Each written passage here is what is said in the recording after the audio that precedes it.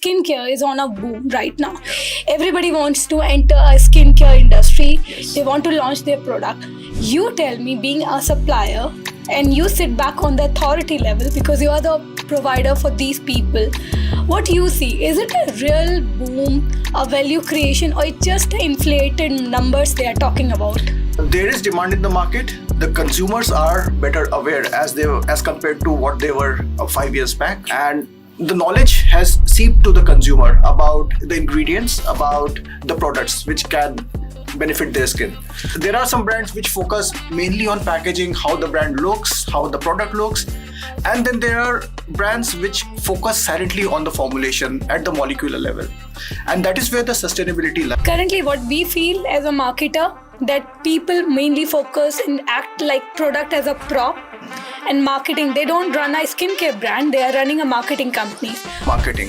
So, the two pillars of any brand should be formulation and marketing, right? What you started 10 years back in 2016, and now, what is the major difference you see in the market? Is there any difference, or still people have the same way of doing the things? Well, there is a research going on, and new molecules have been developed. Currently, high-end brands and the really efficient ones, they use products like ceramides, peptides. Brands who focus on good formulation, good product sustainability, good product integrity, and stability, they will do very well in the long run as compared to brands who just focus on packaging and marketing. Everyone, today on the Long Game Show powered by TNSC, we have Mr. Pranshun Goyal. He started his career into finance and strategy and then moved towards the beauty skincare raw material industry. After into the industry for 11 years in finance and strategy, he started his journey as a founder of Itheon International LLP. Now, why this all started? Because he started this journey with the belief that ecological, sustainable beauty products are the future for the global markets. Today, Itheon, in 2026, after a journey of 10 years, is the global suppliers of raw material, curry oil, essential oil across the globe.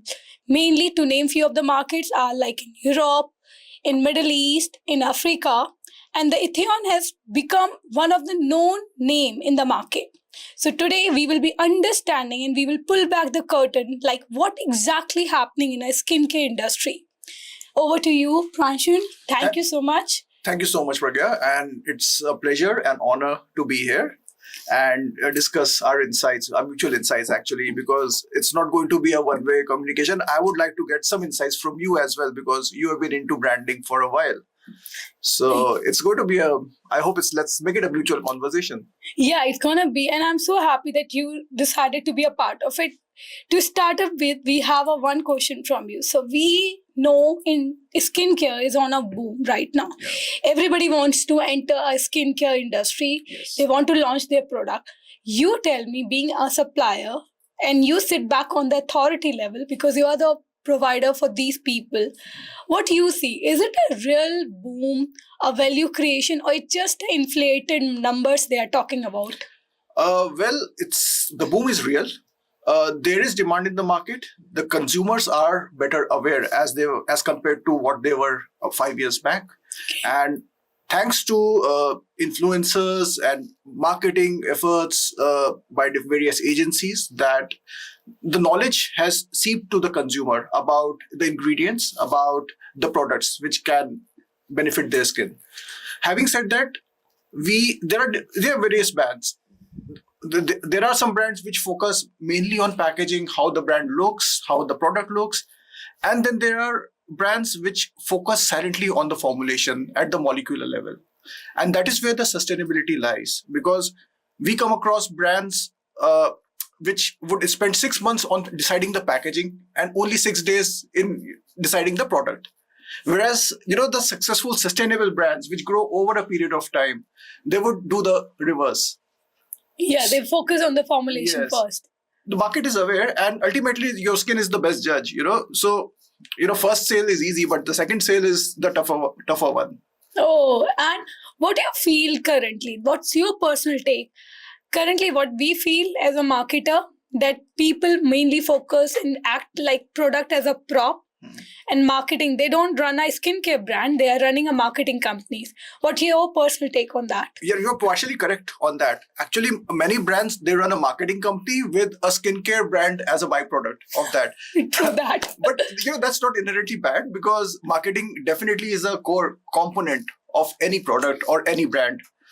But at the same time, your formulation should also be a core infrastructure apart from marketing. So, Okay. the two pillars of any brand should be formulation and marketing, right? Brands who focus on good formulation, good product sustainability, good product integrity, and stability, they will do very well in the long run as compared to brands who just focus on packaging and marketing. That I agree, Yeah. because one quarter you can just make it out through your marketing, but Yeah. another quarter will be Yeah. the real testing for you. Yes. But don't you think, Pranshun, recently we are seeing so many influencers coming on Instagram, maybe TikTok, talking about so many life hack, skin hacks, Yeah. 10 steps of a skincare regime and all. What do you have to say about that? Well, influencers, there are two types of influencers. One are independent influencers, and then on the other hand, you have paid influencers. Yes. So, influencers as a whole community, they have definitely percolated the knowledge to the consumers. But at the same time, they might have had instilled unrealistic expectations from the consumer. Consumers now expect an instant result on the skin. You apply a product, a whitening product or a glow product, and they want instant changes in the skin. That's not going to happen, And if it happens, then the brand or the product is really bad. It's going to cause you long-term damage to the skin as compared to, a product which works silently over a period of time. A paid influencer's marketing cycle is typically 7 days. And that is what Yes. they try to claim, that, the brand will give you results within 7 days. It's not going to happen, growth is boring, growth is silent, whereas influencer marketing is, bombastic and it's, instantaneous. Yeah, so definitely there is more awareness, but at the same time, there are influencers who are marketing responsibly and who are giving you the true picture of the product. Real skincare is not that skincare timelines is not based on influencer timelines. It is based on your skin timelines. And your skin cycle is typically 28 days when a genuine product would start to give you visible results. Yeah, it will take time. Yeah, there's a thumb rule of 3 weeks. You have to use a product 3 weeks to see some visible result on the skin in a sustainable way, not an instantaneous way. I mean, people want a glow product, instant glow product. We tell them, why don't you use a bleach straight away, bleach up your skin? That will be the It's the best same thing. thing. Yeah, if you really want that. But don't you think what you started 10 years back in 2016 and now, what is the major difference you see in the market? Is there any difference or still people have the same way of doing the things? No, there are trends coming in and trends going. When we started 10 years back, there were certain ingredients which were in vogue at that time. Then those ingredients gradually disappear from the market and the new ones come in. And thanks to the social media boom, the trends become viral, and we have a certain wave of customers coming to us for a particular ingredient or a formulation with that particular ingredient. But people have to realize that there's no ingredient that fits all just for the sake of marketing. You cannot claim a hero ingredient and try to fit it in all your formulations. You have to calibrate it as per your skin type. You have to calibrate it as per the geographical or weather conditions. That is where the expertise of a true formulator comes into play. True. I remember few years back it was like vitamin A, B, C, then the retinol happened. Now it's Seabuckthorn. Seabuckthorn, Yeah, yes. I see Seabuckthorn every day and I'm like, it's a heavy oil. Oh yes, there was a wave of activated charcoal, now it's gone. There were charcoal toothpaste, there were charcoal face washes, charcoal body washes, creams, and now And it's now gone. nobody is using them. Nobody wants it. So what is the trend right now in a skincare industry which you see people are using and what you foresee in future like it will be used more often? Well, there is a research going on, and new molecules have been developed. Okay. Currently, high-end brands and the really efficient ones, they use products like ceramides, peptides. Yes. There is a trend of plant stem cell extracts, which are going into formulations. There are nanomolecules in formulations which can penetrate to the last layer of the skin and cause efficacy at a very much faster level. And So, Itheon is using all of them? oh yes. We are formulating for various brands using all these ingredients, and we formulate the products under two ideologies. One is FDA, other one is Ayush. Yes. There are pros and cons of each, and there are definitely there are benefits of Ayush as well as benefits of FDA in terms of the visibility in the market and the global reach. Ayush is being promoted by the government in a big way, and it is already popular in various countries, but still it has got miles to go. And FDA is one which is easily acceptable across the globe. And it's not right to say which one is good, which one is bad. कोई नहीं edit हो जाएगा तो कोई problem नहीं है हाँ ज़्यादा फास्ट तो नहीं है ना? नहीं good Base is okay. हाँ So Ayush is yet to be accepted in certain countries, but with time and awareness, I think we should be there. I mean, that should be a core export of India. But FDA is quite well accepted anyway. So all the new research in synthetic molecules can be incorporated into FDA products, and we can give good efficacy with those products. Nice. And what you feel one common mistake people like founders of the skincare are doing repeatedly from last 1 decade you have seen? What is one core mistake they are doing? You know, they tend to start with the branding. How am I going to brand my product? How am I going to position the product? And in that process, they solely focus on the product appearance and the packaging and the hero ingredient which they are going to claim in the product. Again, like I said, one hero ingredient cannot fit your product philosophy.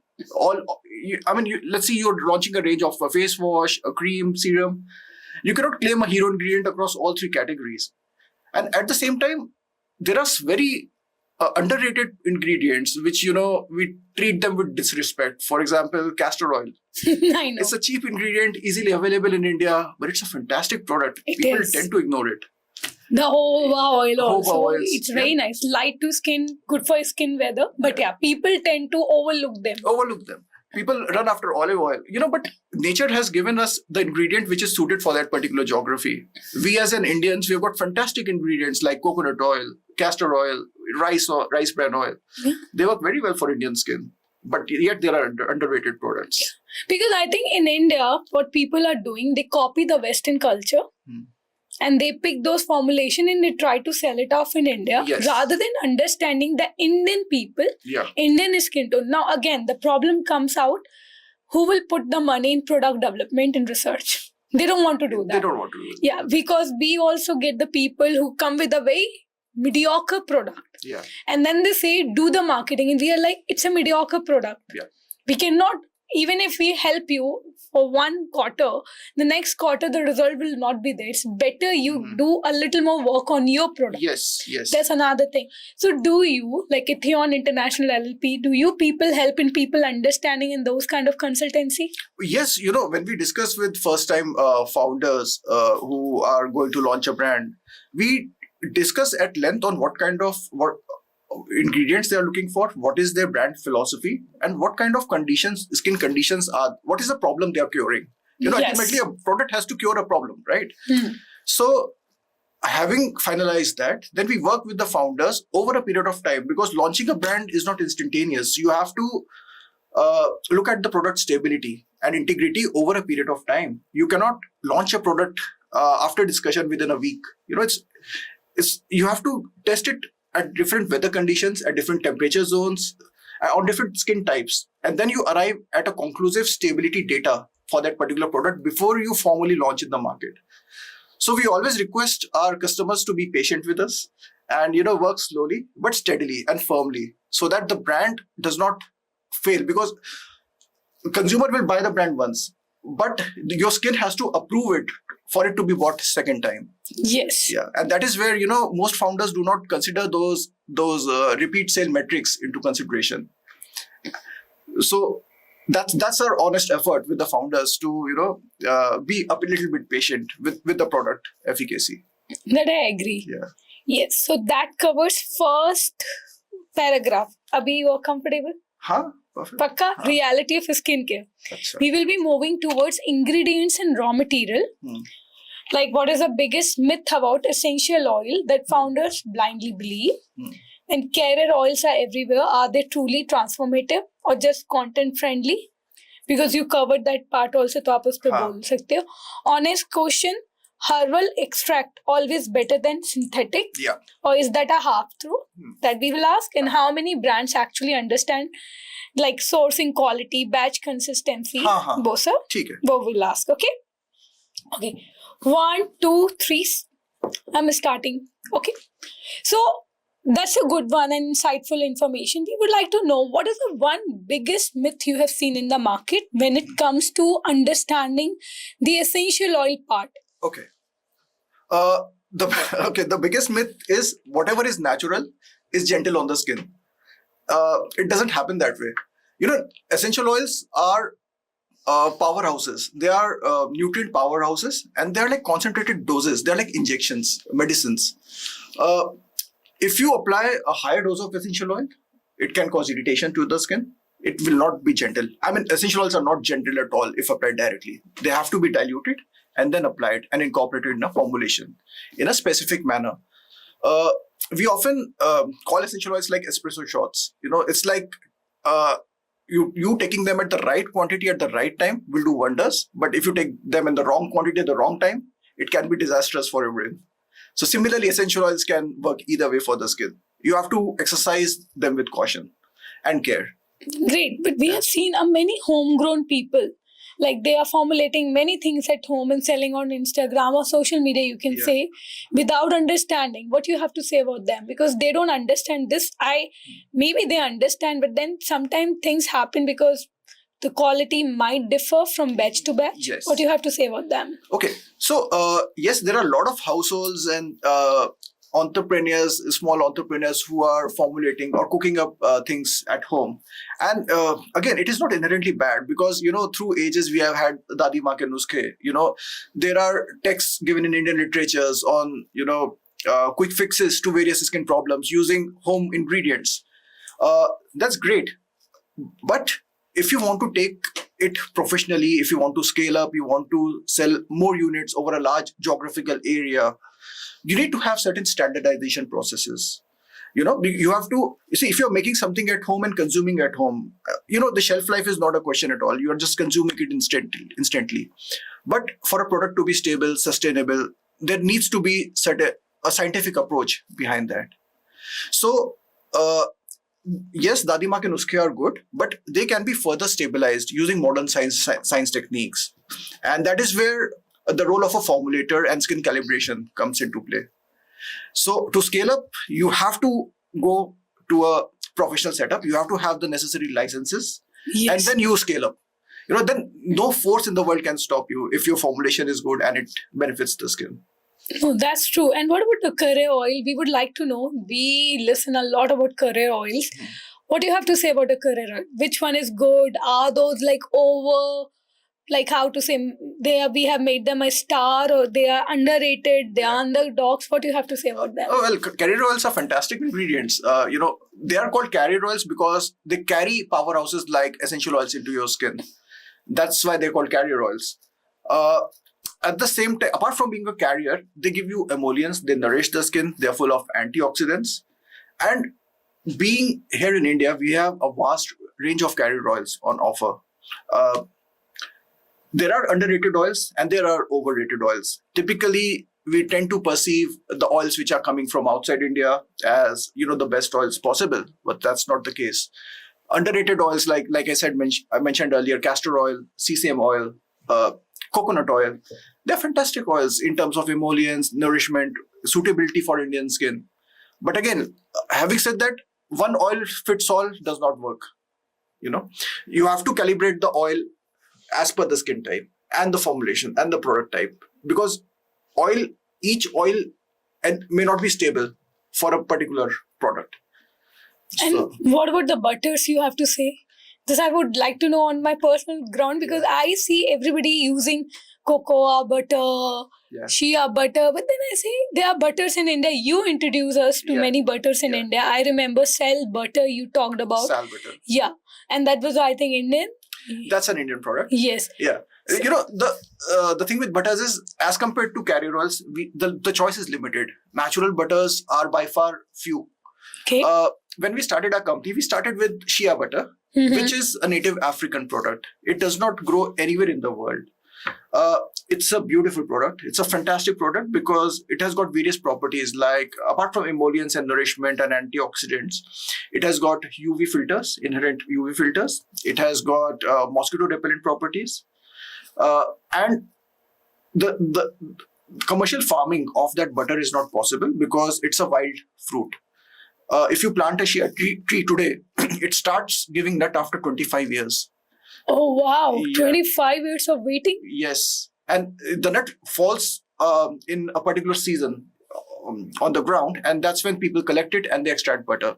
So the supply of shea butter is going to be limited, always limited, and that's why shea butter price trend mimics cocoa butter trend.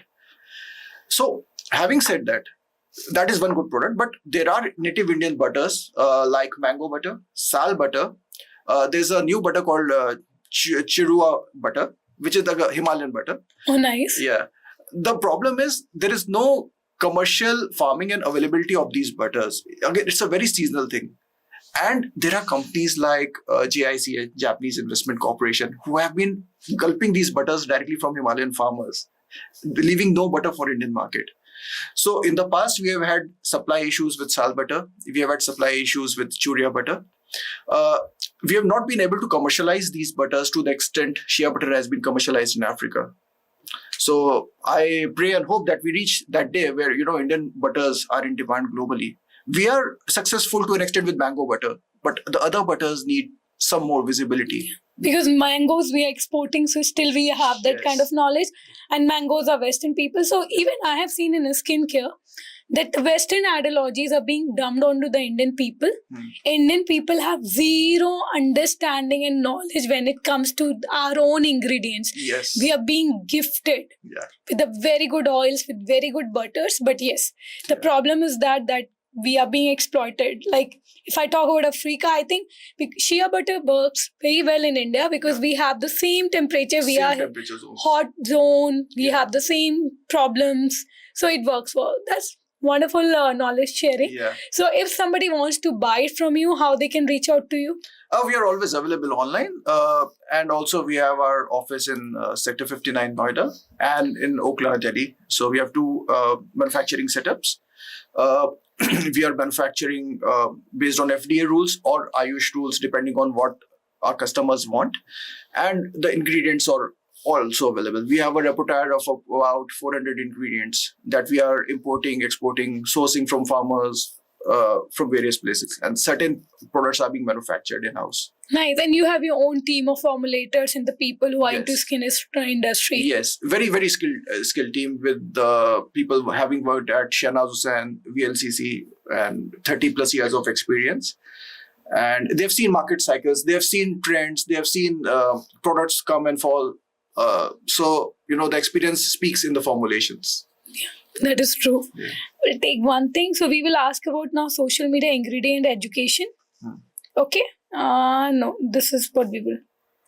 Herbal extract and okay. We'll start with herbal extract. Sure. Okay. Sure. 1, 2, 3, starting. So now we need to understand. We listen a lot about when you are talking about Ayush again and again. When we listen about Ayush or maybe clean green skincare, which is another trend, another word I will say for Ayurveda only. They have moved into a better positioning. Yeah. What do you have to say about herbal extract? Okay. Because we see people just position that this product has a herbal extract and it's more efficient. What do you have to say about that? Okay. Herbal extracts inherently are good products. Okay. But to compare them with synthetic compounds is not really fair because each has its own advantages and disadvantages. Herbal extracts, they offer some potency and they offer nature into the product, but sometimes stability, integrity, and shelf life becomes an issue. right? On the other hand, synthetic molecules which are scientifically developed, they tend to be stable, they tend to be more potent, and they tend to have good integrity, product integrity. They work well with other molecules. So an ideal formulation should combine the best of both, because ultimately your skin will not go by branding.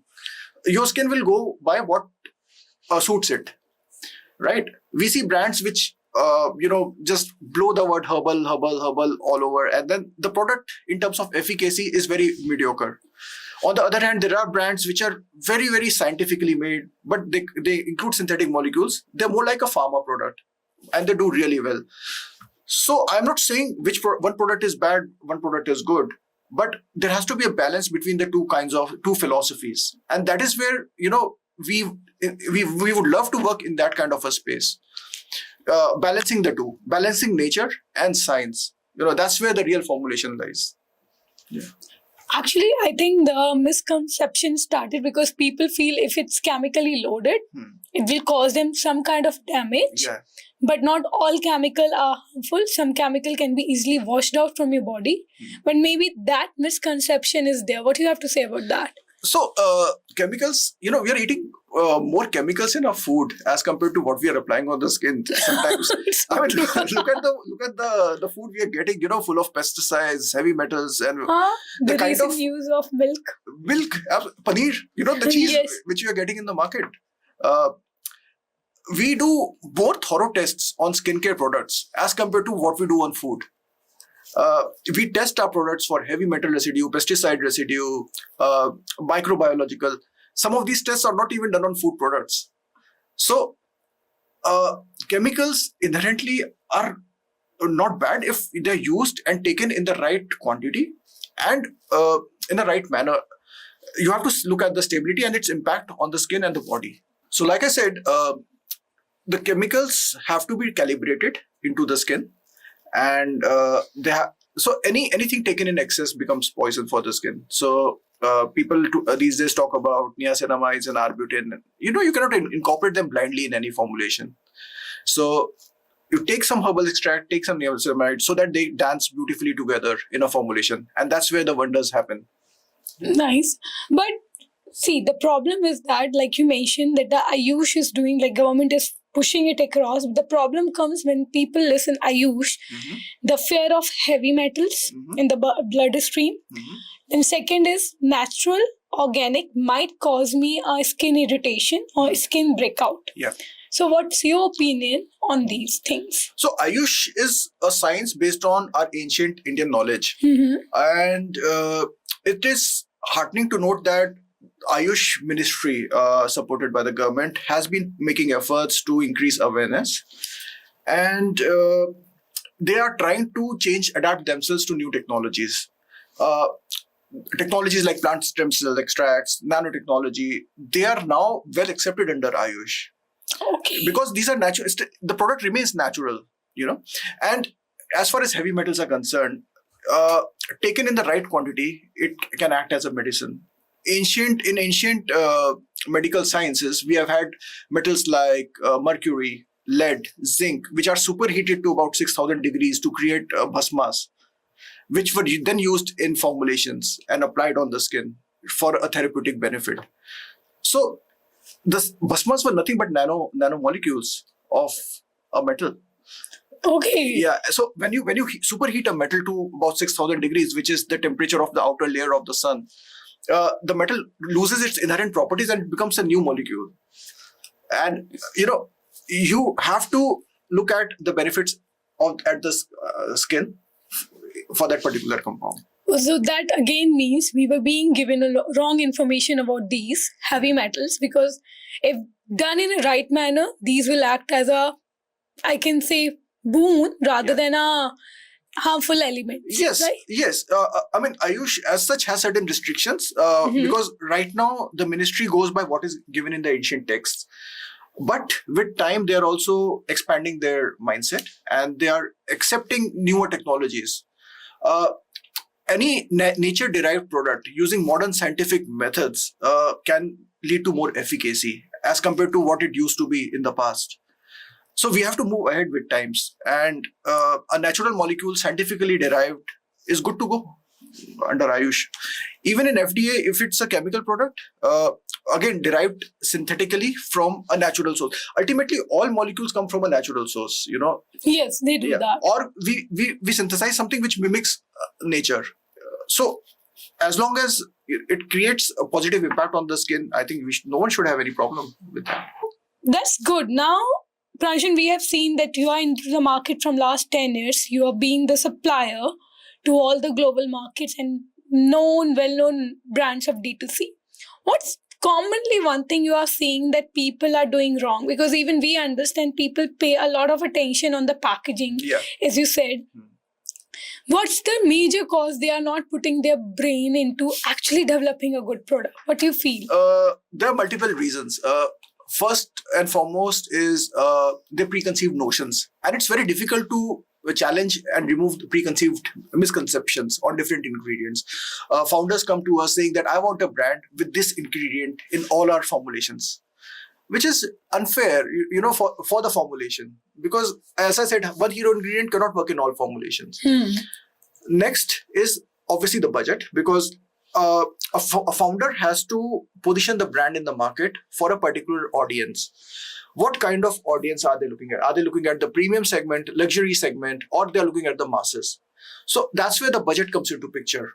And good ingredients, good quality ingredients do come at a premium, whatever said and done. That I know. They're expensive ingredients. So it entirely depends on the budget, on how do you want to position the product.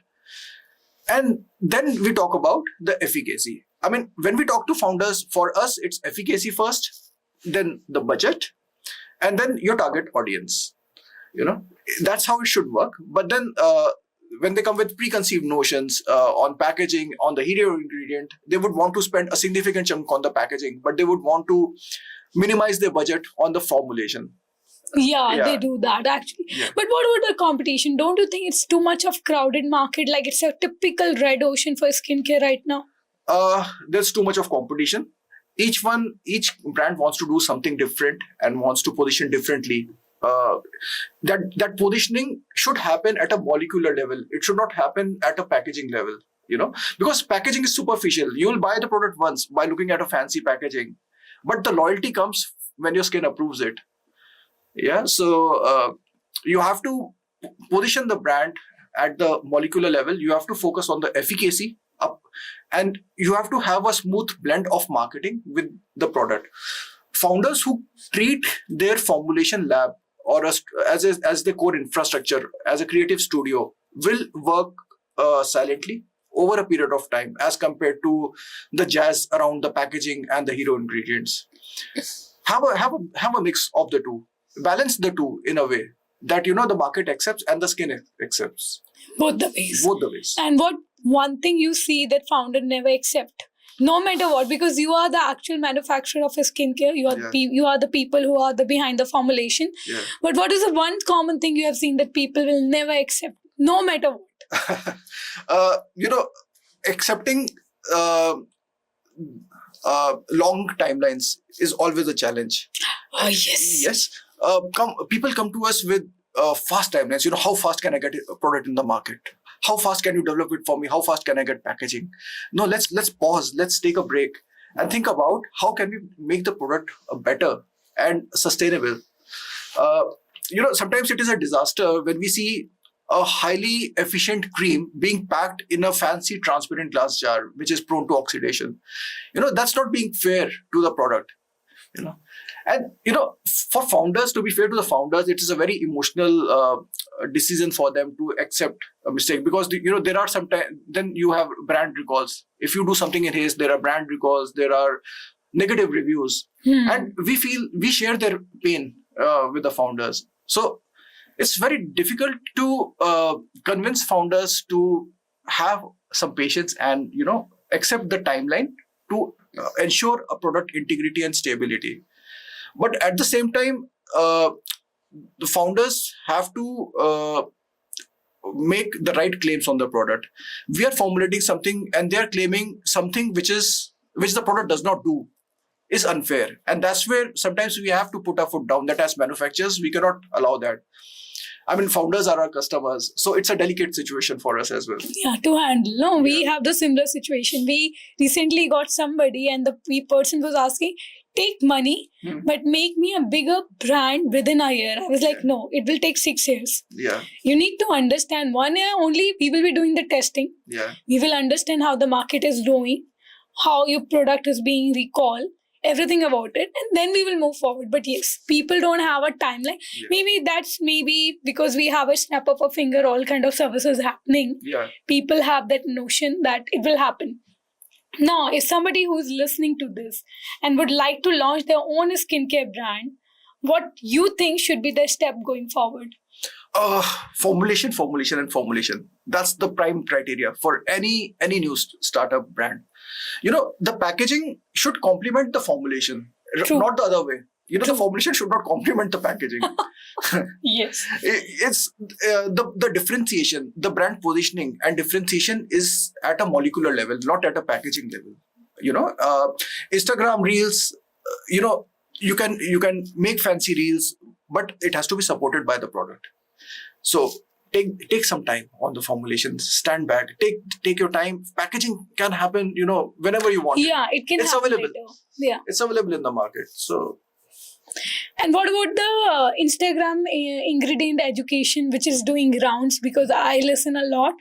What do you have to say? Like, what should be the right way of people actually getting into influencer marketing?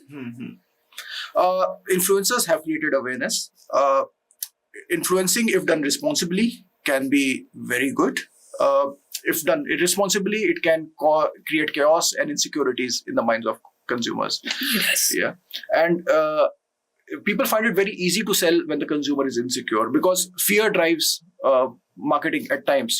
We have seen the cases of creams like Fair and Lovely and fairness products that we had in the past in the market.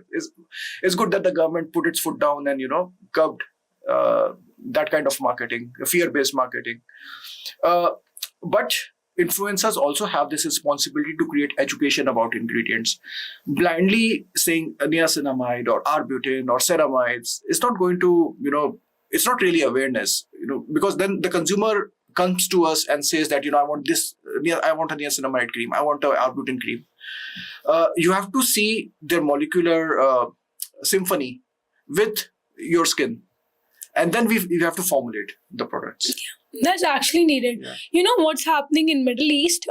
Their government, they have decided that if you don't have an education of certain domain, you cannot do the influence marketing. Yeah. And I really appreciate it. Absolutely. The way it should happen even in India, because I see so many DIY and they do any kind of DIY and they don't even understand, because they just picked up a content which is going viral. Because it's going viral, if they will create some content, even they will get more numbers as the viewers. So they create the same content, but they don't understand it's an Indian skin, it's an Indian weather.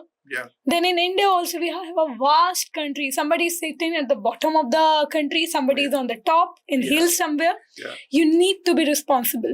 So I wish we have this kind of understanding by the Indian government. Yes, in fact, slightly adding to your point, now we have AI videos, AI generated content.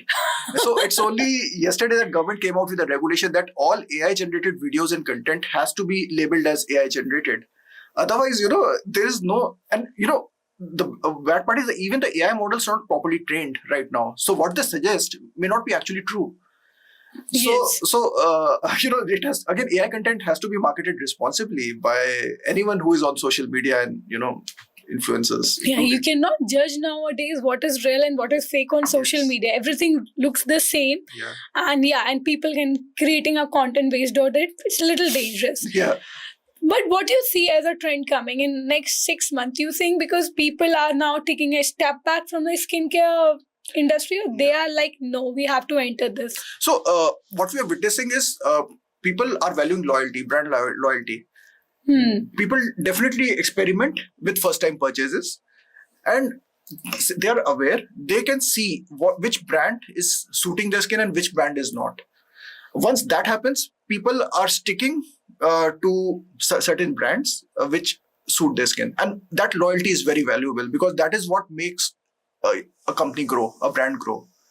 So that is going to be the trend going forward. A brand which is based on technology, on molecular research, is going to do well as compared to a good package, a well-packaged brand, a glamorous brand, a celebrity brand. That reminds me, there are many celebrity brands are coming in. What's your personal opinion about them? We should not name any celebrity brand, but the good thing about celebrity brands is they have some kind of a visibility because of a celebrity stature.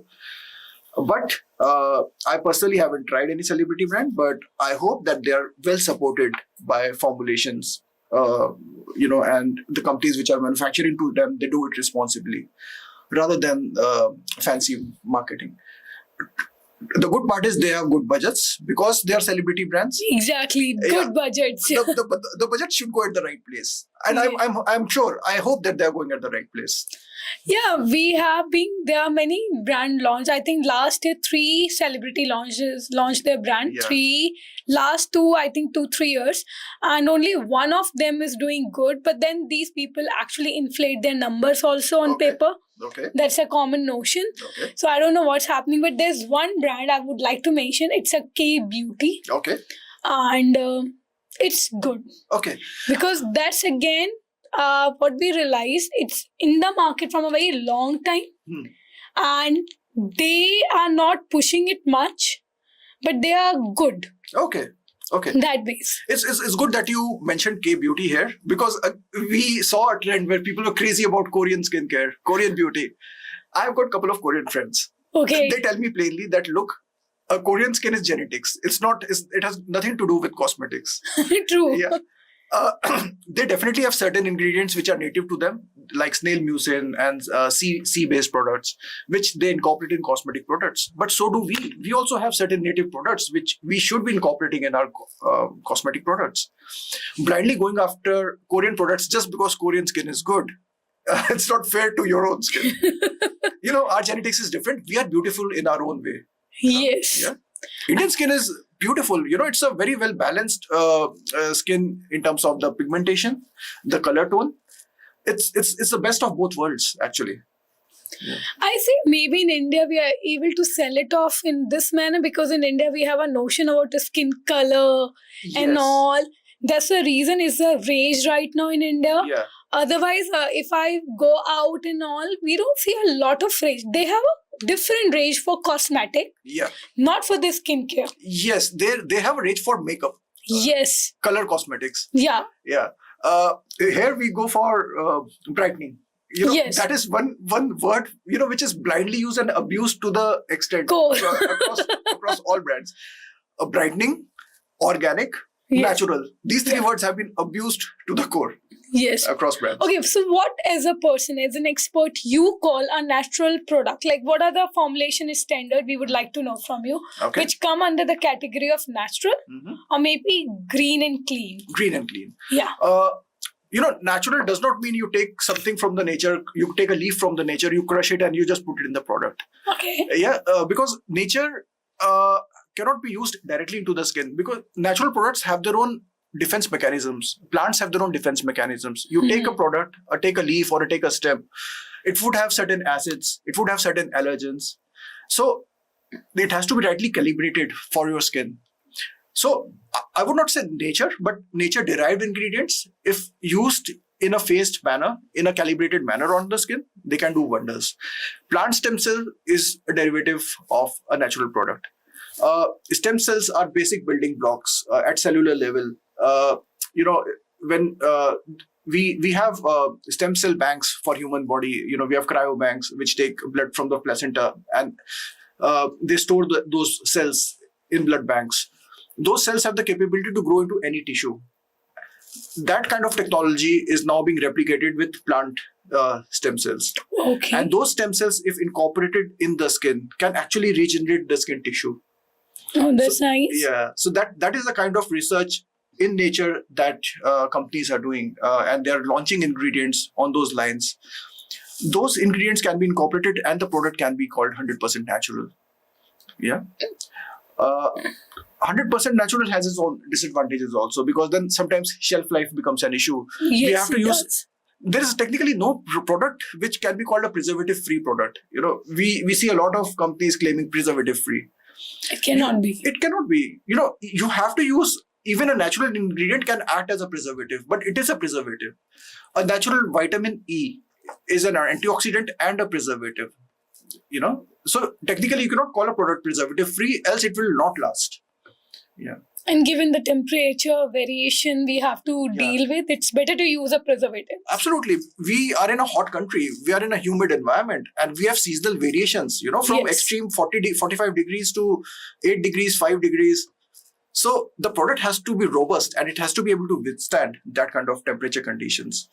We are not Europe, where there is a stable temperature throughout the year, oscillating between sub-zero to about 20-25 degrees maximum. Where, even the preservatives they use are milder. They're pretty mild compared very to mild. us, yes. So the same preservatives cannot be used in Indian conditions. So again, like I said earlier, it depends on where the product is going to be used. That defines the composition of your product. Yeah. So you must have faced somebody coming from a different mindset and forcing you use our formulation. We know it better. People do that. Happens all the time, and it's really painful. First, we discuss the formulation with our technical team, and many times, some formulations are good, but sometimes some formulations are so bad that they start laughing. They say, then the challenge comes with the marketing team, or how are they going to convince the consumer, the client, on not to use that particular formulation, else it's going to be disastrous. There has been cases where the client did not agree. They insisted that we use their formulation. So yes, we made a sample as per their formulation, and we requested them to just look at the product for about 20 days before pushing it out in the market. And as expected, the product separated. The product was not stable, and then they came back to us saying that can you make that stable? And then we had another discussion. So in that process, 20 days could have been avoided. Yeah. I tell you why I'm telling you this. I met somebody, he's a client, and I asked them from where you got your formulation done for their skincare. And the answer was ChatGPT. Wow. Yes, and I was surprised. I was like, you didn't hire, you're not from a biosciences background. Yeah. You don't understand formulation. He said, no, I just have money. I went to ChatGPT. My team told me AI is good enough. I picked up the paid version, the higher version, and everything is from there. And I asked the supplier. The supplier was somewhere from Himachal side. And even the supplier didn't say that. And the person said, no. He said, it will be done. Wow. And I was like, how? You're claiming it to be green, clean. Maybe the supplier must have added, because see, again, the testing another is a major concern we have. Every batch of a skincare or food item, as you said, have to be tested. Yes. People miss on that major part. Yes. So what, as a Itheon International founder, you have a notion that it has to be done? What you are doing at your end? We have certain in-house tests before we even give a sample to the product, to the client. And every batch is tested in-house for consistency. We do appoint third-party labs for testing the product for microbiological and heavy metals. And there have been times when the ingredients that we had sourced at certain point were not up to the mark, and that had caused problems in the final formulation, so that batches have to be rejected. But we never pushed that kind of product to the client, because ultimately your skincare regime is also like a food for the skin, and the food has to be the best quality food that any human should try to have. So, Pranshan, you mentioned that there are more abused words like brightening, natural. What do you have to say about eco-friendly? Eco-friendly is good if used responsibly and sustainably. People say that we are all natural and we are eco-friendly. That's not really eco-friendly. It's just marketing jargon. Eco-friendly term comes mainly in packaging, wherein you avoid plastics to that extent and use nature-derived packaging material. We have certain companies which are doing really well in that respect. There's one company which manufactured a bottle made out of cardboard from the city only. Okay. They're doing well. There are companies which are doing bamboo bottles instead of plastic. So a brand has to take a conscious decision if they want to be really called eco-friendly. Apart from using nature-derived ingredients, you have to focus on eco-friendly packaging. Having said that, using a chemical ingredient does not make your product non-eco-friendly. When you synthesize a molecule, you're not damaging nature really. You're not cutting trees and synthesizing a molecule. But when you're making plastic or when you're doing something, which is, when you're using excessive paper in your packaging, then you're actually causing damage to the nature. Yeah. But what happens if I'm keeping my cream in a container, maybe of a bamboo container? Won't the leaking will happen? I'm just asking because people must be curious to know. Yeah. So let's say we pack essential oils in not bamboo, but we pack essential oils in aluminum bottles. Now, essential oils are volatile and they may react with aluminum. Yes. For that, the bottles are non-leaching aluminum bottles. They are coated with a fine chrome or a fine tin coating, so that the oils do not react with the bottle. So that kind of an arrangement has to be explored for a skincare product when it is going in an eco-friendly packaging. Bamboo as such is very inert. Bamboo does not react with formulations. Glass, if it is transparent, sunlight and humidity are the biggest enemies of any skincare product. So try to protect from sunlight and okay. moisture. And what are the certain certification I as a consumer should consider and look for when I'm buying my skincare? Okay, certification is like a degree for the brand, a graduation degree. It can help you push, but it does not tell you about the character of the brand or the character of the company. Okay. Yeah, certification can only take you to an extent. It's a good to have, but it's not mandatory. So I would say go through the certification process and maintain the protocols that you followed while getting that certification throughout your product life cycle. Because companies tend to get the certification and then they forget all about it. You have an organic certificate, but then you start selling everything under that organic certificate. That's not the ethical way to go about it. So just like degrees can also be purchased. Now, you have to be cautious that certifications should not be, the spurious ones which can be purchased easily. So as a consumer, you're saying that I should not be only considerate about certification, I should look even for the ingredients? Yes, don't get blinded by a certification because certifications are now easy to get and most of the brands can claim all the certifications. If you have money. Yeah, there are genuine brands who have excellent certifications and they're actually doing very well. But the sad part is the labels. Not everyone reads labels in detail. Labels are meant for compliance rather than consumer awareness because, if you look at the back of the label, you see Latin names of ingredients written in. For someone with a non-biology, non-science background, it's challenging. Who would read? He would just read the front part of the product, seeing the benefits and the core hero products, ingredients, and voila, let me buy it and use it. Yes, all the letting. Yeah. Why do you think these people do that? They don't want to tell. They don't want to let us know what we are buying. So the brand, the formulation is very close to heart of any company. It's a closely guarded secret. And to be fair, it should be an intellectual property of the company or the founder. But at the same time, there are government regulations that compels you to disclose all the ingredients, or if not all, the key ingredients and the ingredients which may cause allergy, the allergens on the label. That is the FDA norm, Ayush has even stricter norms. Ayush wants you to tell all the actives with percentage on the label. Oh, even with the percentage? With the percentage. Ayush norms are actually stricter than FDA norms. So here comes the question of being ethical, because what we do not allow our clients is to over-report. Let's say if you're using a salicylic acid or a niacinamide or arbutin, don't claim that you're using 20% salicylic acid. It's not feasible. It's not possible. You claim what you're actually adding. It's better to under-report rather than over-report and make false claims on the products. True. So that's a good one. But Prajan, our concern is there are brands which, as you said, are good. Okay.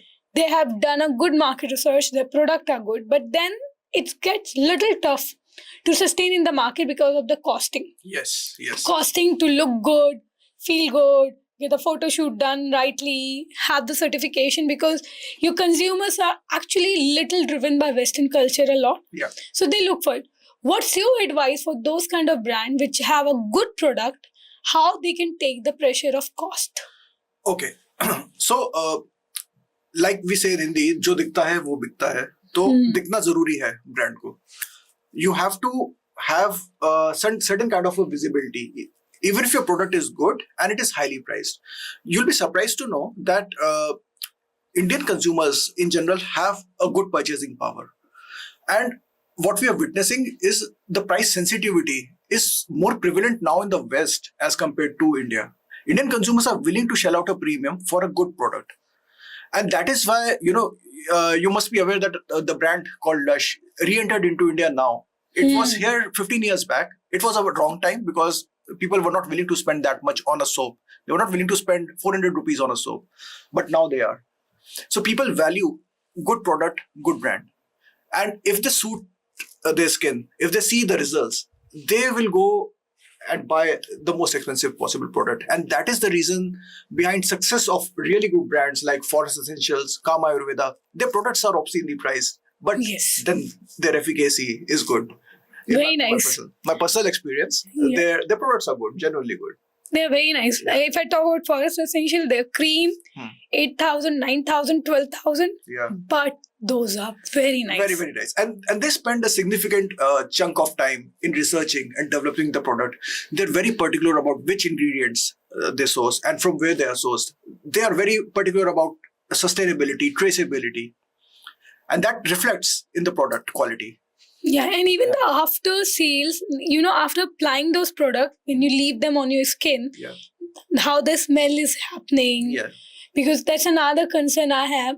In India, it's a hot temperature, the smell stays, you want that smell to be good. Yes. And that after smell is good. That means that they have done a good work when it comes to their research. Yes. If you look at their aroma profiles, the kind of oils they use, they're all native Indian oils, saffron, aloe vera, whatever India has to offer in terms of ingredient, they've incorporated in their product. Yes. And the validation comes from the fact that they have been acquired by Estee Lauder, which is a European brand. And that's India's major export of Ayush to the world, through Forest Essentials being acquired by Estee Lauder. That's true. And now, even when you see their packaging, they clearly mention clinically tested. Yes. They always do. And I've not seen a lot of influencer talking about it as a brand. When it started also, where it is right now, not many influencers talk about it so openly. Because they don't need influencer marketing now. They have reached that stage. Yes. You don't really need influencer marketing. You have created a perception in the mind that they are good and they're genuinely good. And then they are claiming clearly that we are clinically tested. We know what we are doing. Yeah. Everything is being mentioned there. That's the added advantage they have. Yeah. Which other brand you think other than Forest Essential is like being there in this category? Okay, so we are not here. We are not marketing for any brand, but I would name a few. Forest Essentials, Kama Ayurveda. There's a brand called Indagio. They are very particular about the ingredients they use, and Juicy Chemistry is good to an extent. In fact, their USP was they were the first EcoCert Cosmos certified brand in India. So they have been through rigorous processes. And then there are a lot of smaller brands on Amazon. It's just that one has to read the label carefully. They might not be able to spend on the marketing, but I would request people to just go beyond the top 3 pages of Amazon search and see there are, small treasures in the back pages, page number 5, 6, 7, the brands which are not able to spend so much to be listed on the front pages of Amazon, but the products are genuinely good. If we have to talk about clinical testing, and is it a fear-based thing people are pushing, or it's like influencer people are approving it? What do you have to say about that? So influencers, they definitely drive awareness. But clinical testing drives credibility. So both have to work in sync, awareness and credibility. Um Recently, government issued a rule for sunscreens because sunscreens were often mis-sold in the market. Mm-hmm. People were claiming obscene SPFs without actually having that kind of an SPF. So the government now, starting January, they have made in vivo testing mandatory to be called a particular SPF product. Each in vivo test has to be validated by a government approved lab before you can claim an SPF value of 30, 40, 50, or 70 in your product, which is a welcome step. So these kind of clinical tests are more needed for more products now.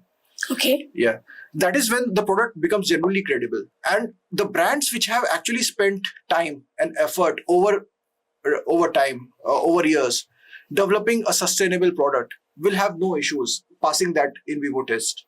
But the brands which are mainly focused on branding and influencer marketing will have a tough time. That's true, Yeah. but this is a good step because I understand we from a very hot country, people claim anything they have to claim. But people claim then the other thing also, like it will help you in curing your acne, Yeah. the breakouts, the wrinkles. What do you have to say about that? As long as there are right actives in the product, it will help you out. But again, skin is your best judge. So if someone is claiming anti-acne or anti-wrinkle, use it for some time and see for yourself, right? But when you use it, don't expect immediate results. Use it for 3 weeks and then make a decision. But Yeah. you feel genuinely brands are what they're claiming actually, because see, for example, in acne, the doctor says what you eat shows on your face, Yes. right? Yeah. So how are skincare, to what extent is actually impacting your skin? Skincare is mainly treating the symptom, not the problem. Okay. And for most of the brands, the problem comes from it can come from the gut, from inside your body, or it can come from deeper layers of the skin. Uh, for a good skin, definitely you have to eat right. There is no question about that. That's in fact the first step. I would put it above skincare, using skincare formulation. You have to eat right, you have to eat well. Then comes the skincare. First, in this case, if you're eating right and if you're eating well, your skin problem will not come. Any skin problem. There are certain problems which are genetic, which come with age. It's very difficult to reverse that, to be fair. Skincare products will help you in premature skin problems like premature aging or premature fine lines. Acne problem among teenagers is due to hormonal balance. You can only suppress it to an extent, but it's the hormones. It's a natural way. It's a natural way. You have to purify your blood by taking in blood purifiers, foods that purify your blood, and the problem will be gone. So cosmetic formulations, if they are treating a symptom which is premature, they will work very well. But for aging, you can only slow the process down. But aging is a natural process, and it's good to age gracefully. You have to accept it. Accept it and age gracefully. People look beautiful with age as well. Yeah, they do. So, what are the 5 major ingredients which people are overlooking right now, but those gonna be a rage by the next 6-7 months in India? If I have to name 5. In India, okay. My personal favorite ingredient is castor oil. Mm-hmm. We don't value it much as Indians, but we have international clients who are crazy about castor oil. They just importing the castor oil in small quantities to the respective countries makes the cost of the product about 10 times of what we have in India. But they are willing to shell out and use that because they say that it's a miracle product for their skin. Yeah. Great. Then there are molecules which are doing rage these days. Ceramides are good. Copper peptide is doing very well. It's a very expensive ingredient, and it is being used in high-end serums. Okay. Yeah. Niacinamide is a very versatile product. It has multiple benefits. Apart from skin brightening, it is also anti-acne, and it causes a glow. It reduces fine lines and wrinkles. So niacinamide can be incorporated in most of the products, not all, and it works very well with other ingredients. My final favorite would be salicylic acid.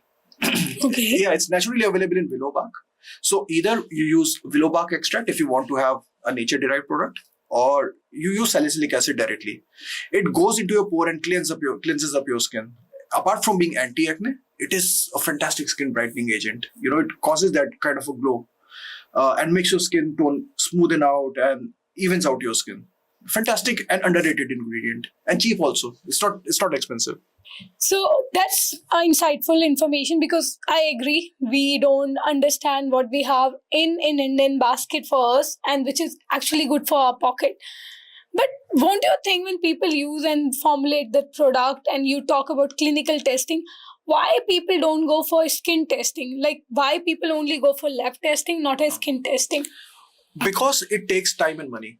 And in the age of 10 minutes delivery, people are impatient. Yes. uh, Everyone wants to not miss the bus, because of FOMO. They want to just launch their brand and catch this trend, this bus of Yeah, they want to ride on the trend, I think. ride on the trend and just make money out of it. Clinical tests take time, at least 2 to 3 months.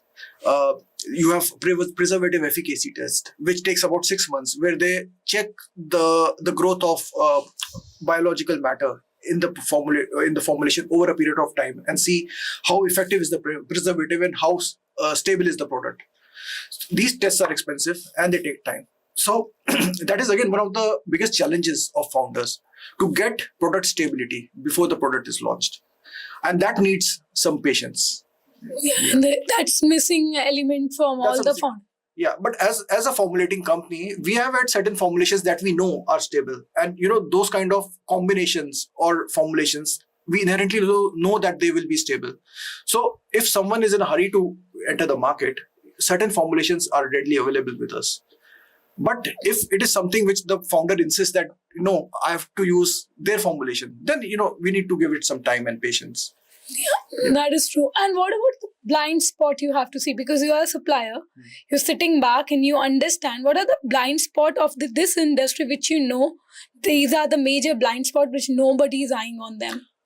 Okay, I would say there are two blind spots. One is your ingredient, because in your formulation, your weakest link is your ingredient, which is not traceable or which has traceability issues, where you cannot pinpoint whether it is coming from a good source or a bad source. So as a company where we have both ingredients and we also do formulations, we are very particular about our sourcing of ingredients which we use in our formulation. If we have clients coming to us saying that we'll give you our own ingredients because they are available for cheap. So in that case, we say okay, but we will not take any responsibility for the product going bad within a stipulated time. So that is one. Second is your product stability, because when you formulate a product, you have to observe it over a period of time. There can be color changes, there can be separation in the product, there can be microbial growth. Sometimes the preservatives do not act as they are expected to. So all these things take time, and it's better if we can identify these problems before the product hits the market. Otherwise, recalling the product and getting negative reviews is a very messy affair, and it can destroy brands. So it's better to invest your time here rather than investing money on packaging and launching it fast. Rather than do a better research and then launch a product. That's really needed. And I hope people who are listening to it, they understand and realize what mistake they are doing. Yeah. But would you like to share any personal experience where you have seen that people started their journey, put in a lot of money, but then they were out of the market? Would you like to share? You cannot name it, it's okay, but at least a story to share with all of us. Well, we have had customers who were very high on budget, and they gave us huge order, which was very it was not normal for a new startup brand. They wanted to do it big from day one. We created some formulations for them. Again, it depends on the budget as well. So we developed the formulation within their budget. But then they launched the product, they got first sales. But again, like we discussed earlier, repeat sales was a problem. They did not consider repeat sales in their metrics. They claimed something, the product did not perform well as per their expectation, because they were in a hurry to launch the brand in a big way, and they have become slowed down now. So these are very practical challenges which the founders have to be aware of, and they should exercise utmost caution. It's better to start with 100 bottles rather than 10,000 bottles of a product, but do it, increase the quantity over time when your brand starts selling and becomes self-sustaining. So you have again and again mentioned repetitive orders. Yeah. What's your advice for this thing, that if somebody is listening, how and what to do to make sure that they get repetitive orders? Okay, as a business ourselves, we have been very lucky that 60 to 70% of our sales are from repeat customers. Yes. And that is very sustainable because we have customers which have stuck with us for over 10 years now. Since the time we started, we have same customers hanging out with us. And we feel very, grateful and a sense of pride for having done so. And that is what we hope that new brands are able to achieve. We have brands in the market which have had a very loyal customer base, and eventually they are acquired by the big fish, because it attracts big fish. A new startup brand which comes up suddenly will not be an easy attraction for a bigger brand to take over, because some of the founders enter the market with the intention of selling away their brand after a period of 4 to 5 years. But for that, you have to show your metrics of consistent sales, and you have to segregate your sales between repeat business and first-time users. As an investor, if I see a brand with first-time users coming in over a period of 5 years, if my 80% of sales is coming from first-time user, that means you're spending big on marketing and you're attracting consumers with your packaging or your marketing effort. But if your repeat sales is low, then I would be very cautious about investing in that brand. That's true. And now when it comes to skincare, we have many companies who are launching skincare for kids or teenager. Yeah. Is it a myth, you think, that the kids and the teenager need that kind of skincare? Like we discussed earlier, we had Dadi Ma ke nuskhe in the households. So skincare for teenagers has been happening in the households, but in an unorganized manner. There are brands which have come in the market which have made it organized. We know certain brands which have taken utmost caution to have a formulation which does not affect any hormonal, which does not have any hormonal impact on teenagers. That is a major thing to be looked at. As long as that is sorted, skin of all age groups need some care. The requirements of teenagers are different from requirements of grown-ups. They have their own issues like dandruff, acne, breakouts. So, formulations that can work on those problems, and as long as they are sustainable, they will do well. For grown-ups, like 40 plus years old, the problems are different. There are wrinkles, fine lines and all. So, as long as the brands, they treat that symptom. So, again, skincare brands have to also work for teenagers by through a balanced mix of diet as well as the topical application. Both have to go together. And then it's more effective. Then it's more effective. Great. Now we would like to know what one advice you have to say to the people who would like to launch their business or are into their skincare business. One advice that the founders should pay attention to at this moment, when we know the AI is there. Yeah. Everything is very smooth. Anybody can launch. It will be getting more competitive. What one advice you have to say to these people? Okay. It's good to be different. It's good to differentiate yourself, but do so at the molecular level, not at the packaging level or at a visual level. Because if you differentiate yourself at the molecular level, there are two advantages. First, you have your intellectual IP with you. No, it's very difficult to copy. People can copy packaging. People can create fakes out of your product, but no one can copy the efficacy through your intellectual property. So always invest in intellectual property, no matter how long it takes. You have to have one thing that only you should have. Hero ingredient can be copied. A formulation can be copied, but not the secrets that you put in, the secret recipe. Yes. Which it cannot be copied. So have a secret recipe. That's very important. And that will take time. I think it's going to take time for the product research and all. In journal, how much you have seen that people take time? starting from 1 month, 30 days to about 5 months. In fact, you will not believe we have had customers who got samples from us last year in Feb 2025. And now they're coming back to us saying that, look, we tested your samples and we took our time. We tested over a wide group, over wide climatic conditions, wide weather conditions, and they work. So now we are ready to, launch the brand. It is these kind of founders and clients which we love to work with. And we cherish them. Yeah, we cherish them. I mean, these are treasures, these people are rare to find. And these are the brands which will sustain and they'll grow quietly over a period of time. They may not need any external funding. They'll just grow on their own. Yeah. Slowly, but they're gonna grow. Yes. That's good. What is your, I will say, prediction, your personal prediction, seeing the market trend, what will happen into the next 5 years in the D2C skincare brands? It's going to be driven by science. Instagram, influencers and all eventually will peak, and it's going to go down because the consumer will be more aware of what is real, what is fake. Even same goes with AI. Eventually, people will know what which AI is fake, which AI is telling you genuine stuff. It is ultimately science and the clinical trials, proven clinical trials, genuine, honest user feedback, which will drive the growth of the brand. There will be some churn in the market. New brands will come in. I mean, now you're witnessing that the pace of new brands coming into the market has slowed down, and many existing brands will just finish off. The brands which have been working quietly will continue to grow in the market. That's good one, Pranshan. Thank you so much. We actually cleared a lot of myth around the skincare industry because we all feel like launching one for ourselves, but then we all having our own caution and understanding, and yes, a kind of fear seeing the celebrity pushing their brand because that's a tough competition with the marketing. But you are right, if a product is good as a product, not as a prop, it's gonna grow in the market eventually. Yes.